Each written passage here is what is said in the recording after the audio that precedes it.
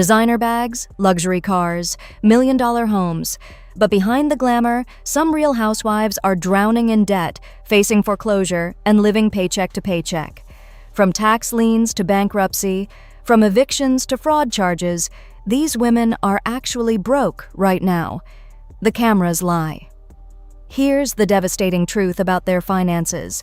The most shocking financial revelation of 2025 and early 2026 involves Real Housewives of PTOIC star Wendy and her husband Eddie.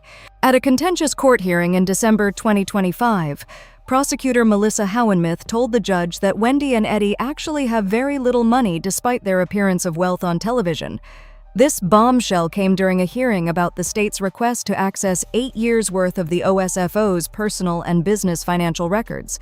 Wendy and Eddie were arrested in October 2025 and charged with insurance fraud.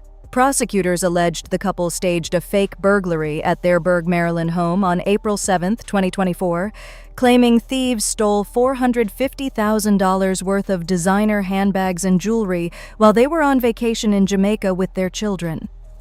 But investigators determined that numerous items the Osefos reported stolen had actually been returned to stores for refunds before the alleged burglary even happened. This suggests they were trying to scam their insurance company for items they no longer owned. The investigation revealed that the couple is burdened by substantial debt, according to court documents. At the December 2025 hearing, prosecutors revealed even more disturbing details about the OEO's finances. They claimed Wendy and Eddie have approximately 67 credit and debit cards found inside 4 luxury wallets. One of those wallets was a lambkin black quilted Chanel wallet that had previously been reported stolen, raising questions about whether that was also part of the insurance fraud scheme. Prosecutors also alleged that Wendy and Eddie used aliases, including Pam Oliver and Eddie Hennessy, in what they described as a deliberate attempt to mask their identity. When you're using fake names and have 67 different credit and debit cards, you're not living a sustainable financial life. You're drowning in debt and desperately trying to keep creditors from finding you. Wendy broke her silence at Bravo 2025, claiming it's an unfortunate situation and that right now they're just allegations, but prosecutors clearly believe they have solid evidence. The trial is scheduled for April 2026, and if convicted, Wendy and Eddie could face significant prison time. More importantly for this story, the prosecutor's statement that they have very little money despite appearing wealthy on RHOP proves that their glamorous lifestyle is completely fake. They're broke and allegedly committed fraud to try to maintain the illusion. Teresa Giudice never seems to learn her lesson when it comes to taxes. The Real Housewives of New Jersey star served 11 months in federal prison in 2015 for fraud charges that included bankruptcy fraud, conspiracy to commit mail fraud, and making false statements on loan applications. You'd think that experience would teach her to stay on top of her tax obligations. Instead, Teresa and her current husband, Luis Ruelas, are drowning in tax debt. In March 2025, reports revealed that Teresa and Luis owe approximately $3 million in tax liens to the IRS. According to documents, Teresa personally owes $3,003,889.20, while Luis owes nearly $2.6 million. Luis was also hit with an additional lien for $161,523.94 in December 2024. More recently, in April 2025, Teresa was handed a new $17,000 lien for the 2020 and 2021 tax years from Morris County, New Jersey. Teresa's daughter, Teresa Giudice, tried to defend her parents on her podcast, Casual Chaos, claiming everything will be resolved and they're doing perfectly fine. But the numbers tell a different story. When you owe $3 million to the IRS, you are not doing perfectly fine. You're in serious financial trouble. And because of Teresa's previous fraud conviction, tax attorney Adam Michael Sachs told the U.S. Sun that she could find herself facing criminal charges. Again, the real connection is, if you're dealing with the IRS, he explained, she already committed fraud. They can say you already have a record of fraud. This may really stick with not just owing the money, but having a bigger problem. To make matters worse, Luis requested an extension on a $1 million loan he took out on their Montville, New Jersey home. The extension was granted, and the loan is now due in March 2026. But according to reports, if the tax lien remains unpaid, the government could seize Teresa and Louis's paychecks from Real Housewives of New Jersey. Imagine working on a reality show for over a decade, only to have the IRS take your entire salary before you even see it. Teresa has been making significant monthly payments toward her tax liabilities, according to her lawyer. In June 2024, it was reported that she'd officially wiped away $480,291 in back taxes. But clearly that wasn't enough. The debt keeps piling up faster than she can pay it off. And with RHJ potentially ending or being rebooted without her, Teresa's primary income source could disappear at any moment. For someone who's supposed to be a successful businesswoman with cookbooks, products, and a hair spa, owing $3 million in taxes suggests she's nowhere near as wealthy as she appears on camera. Kim and Croy Beerman represent the most dramatic financial collapse currently playing out in Real Housewives history. The former Real Housewives of Atlanta star and her estranged husband lost their Georgia mansion to foreclosure in December 2024, when it sold at auction for $2.75 million. But instead of leaving quietly, Kim and Croy refused to vacate the property. On April 8, 2025, 4 United States Marshals physically removed them from the home. Let that sink in. A former Real Housewife who spent years flaunting wealth on Don't Be Tardy had to be forcibly evicted by federal agents from a house she no longer owned. Court records confirmed that both Kim and Croy had been ejected from the residence. The image of law enforcement removing them is about as broke as it gets. Their financial troubles extend far beyond just the foreclosed mansion. Kim and Croy owe the IRS over $1 million in unpaid taxes for calendar years 2013, 2017, and 2018. They also owe $15,000 to the state of Georgia for 2018 taxes. Kim has been sued by American Express for over $215,000 in credit card debt, a lawsuit dating back to 2018 that she apparently never paid. She's also been accused by her own daughter, Ariana, of spending money Ariana earned as a minor without her consent. Croy allegedly owes casino gambling debts and has racked up $79,000 in legal bills, just researching whether to file for bankruptcy. One particularly telling charge shows Croy was billed $2,000 for his attorney, watching Kim on the reality show Surreal Life, and noting her mentions of the divorce or disparaging comments about him. When you're paying your lawyer to watch reality TV because you're too broke to watch it yourself, you've hit rock bottom.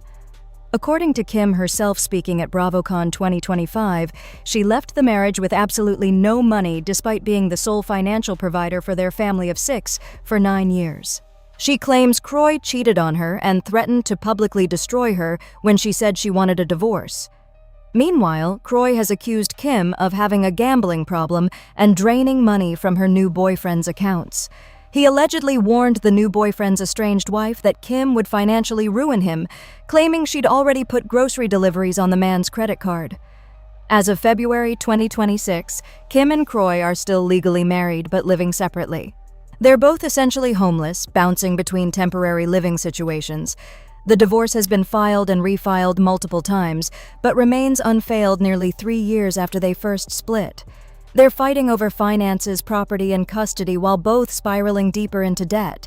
This is what complete financial devastation looks like, and it's all playing out publicly for everyone to witness. Erika Jayne's financial situation has been precarious since her November 2020 divorce filing from attorney Tom Girardi. Tom's law firm went into bankruptcy after it was revealed he'd embezzled millions from clients, including widows, orphans, and burn victims. Now Erika is facing the consequences of allegedly benefiting from that stolen money. The bankruptcy trustee filed a massive lawsuit seeking to recover over $25 million that allegedly went to Erika's company EJ Global between 2008 and 2020. The trustee claims over $14 million in American Express charges were made by Erika on cards issued to her, plus another $11 million in vendor payments made exclusively for her benefit. This money allegedly funded her glam squad, designer clothes, music career, and everything required to maintain her expensive to-be-me lifestyle. Settlement talks completely collapsed at the end of 2025. Erika was desperately trying to settle, according to attorney Ronald Richards, but negotiations failed. Her trial is scheduled for February 10, 2026. If she loses, she'll be forced to pay back the entire $25 million. But that's not her only legal problem. She's also being sued by designer Christopher Paw for $18 million for allegedly falsely accusing him of making fraudulent charges on her American Express card. She lost her appeal in that case in October 2025. There's also a designer lawsuit in Florida where she faces a $300,000 default judgment. Add it all up, and Erika could theoretically owe over $43 million if all the plaintiffs prevail. Even if she only loses the bankruptcy trustee case, $25 million would financially destroy her. She'd have to declare bankruptcy herself, lose any remaining assets, and potentially see her wages garnished for years trying to pay back the judgment. Her entire career and lifestyle would be over. The woman who sang "It's Expensive to Be Me" might end up with absolutely nothing but legal bills and a destroyed reputation. NeNe Leakes may have called herself a rich on Real Housewives of Atlanta, but the reality is much different. The former RHA star is facing claims of unpaid rent for her fashion boutique, which has since closed. Court documents showed NeNe signed a lease in 2017 and extended the contract in 2021. Her shop closed in January 2022, but she seemingly forgot to leave a rent check behind for the unpaid amount of $22,900. What makes this worse is that NeNe was reminded of her past due rent, but chose to ignore the problem, hoping it would go away. That's not how landlords work. They sued her for the unpaid rent and won. For someone who was reportedly making $2.85, $85 million per season at her peak on RHHOA, owing less than $23,000 in rent that she simply didn't pay, suggests serious financial mismanagement. NeNe also reportedly still owes over $1 million in taxes, according to multiple reports. When you combine unpaid rent, massive tax debt, and the loss of her primary income source after leaving RHA, NeNe's financial picture looks bleak. She's tried to stay relevant through various projects, but nothing has come close to the income she made during her Housewives' heyday. Without that Bravo paycheck, her financial house of cards appears to be collapsing. Sonja Morgan filed for Chapter 11 bankruptcy in 2010, claiming to be nearly $20 million in debt. She listed $19.8 million in debts against just $13.5 million in assets. The bankruptcy stemmed from a movie deal gone wrong. Sonja had agreed to produce a film called Fast Flash to Bang Time starring John Travolta through her company Sonja Productions, but Travolta allegedly became difficult and the movie never happened. Her partner company sued her for $7 million and won. Sonja spent years in bankruptcy proceedings trying to pay off creditors. Her Tony, New York townhouse was falling apart because she couldn't afford to maintain it properly. She eventually worked out a deal to pay off her debts over time and officially completed her bankruptcy around 2015. But the financial devastation took a massive toll. She went from being married to a Morgan family descendant living in luxury to barely scraping by. While Sonja has recovered somewhat and continues appearing on Real Housewives of New York, the bankruptcy showed just how quickly wealth can evaporate when you're living beyond your means. She's more careful with money now, but for years she was genuinely broke despite playing a rich woman on television. Danielle Staub filed for Chapter 7 bankruptcy in June 2012. Listing $1.9 million in debts while claiming she only made $63,791 that year. She'd been trying to sell her Wayne, New Jersey mansion for years without success, despite marking it down nearly 40% to $899,000. Nobody wanted to buy a house from someone with such a notorious past. Danielle owed $111,161 to the IRS, $70,000 in taxes to Wayne Township, and $5,162 in New Jersey state taxes. Her other liabilities included consumer debts to Nordstrom, totaling $7,270, and smaller bills to Gap and other clothing stores. TMZ reported that Danielle allegedly tried hiding some of her assets during the discovery phase of her bankruptcy case, but she quickly coughed up $35,000 to creditors in a settlement to avoid criminal charges. Her bankruptcy was discharged in 2014, but the damage to her reputation and finances was done. Danielle's entire Real Housewives of New Jersey run was overshadowed by her criminal past and financial troubles. She's since appeared on other reality shows, but has never regained the wealth or status she once claimed to have. Robyn Dixon filed for bankruptcy in 2013, claiming she was $217,000 in debt and only made about $2,000 per month. Her debts included $28,372 in car payments for her 2011 Volkswagen that was later repossessed, $16,577 to American Express, $10,871 to Discover, and around $3,000 to Bloomingdale's. She also owed years of back taxes to the IRS. Her bankruptcy was discharged in 2014 when she was required to enroll in credit counseling and pay $16,183 in back taxes. Robyn later told OK Magazine that when you hear someone has filed for bankruptcy, people picture people in casinos throwing money in the air. No, that's not what happened. She claimed there were clear reasons for their financial troubles.